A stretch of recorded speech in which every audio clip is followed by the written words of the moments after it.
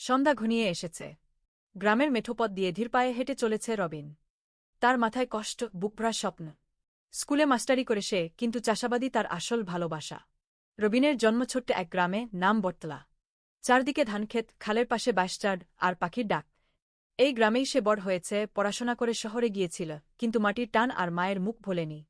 বছর 3 আগে ফিরে এসেছিল গ্রামে। তখন কেউ বিশ্বাস করেনি ছেলেটা শহর ছেড়ে কি ফিরেছে হাল চাষ করতে, সবাই হাসাহাসি করত। কিন্তু রবিন থামেনি। সে আধুনিক পদ্ধতিতে চাষাবাদ শুরু করে।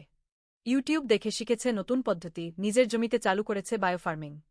এখন তার ধানের ফলন 3 গুণ বেশি। গ্রামের ছেলেরা তার কাছে শেখে চাষের কৌশল। সে একাই নয়, সবাইকে নিয়ে গড়ে তুলেছে এক স্বপ্নের দল। আজ সে খুশি, কারণ তার চাষের ধান সরকারি প্রকল্পে সিলেক্ট হয়েছে। তার মা, যিনি প্রথমে ভাবতেন ছেলে পাগল হয়েছে, এখন গর্ব করে সবার সামনে বলেন, আমার রবিন এই গ্রামের মুখ উজ্জ্বল করছে। রবিন আকাশের দিকে তাকায়, গায়ে ঠান্ডা বাতাস লাগে।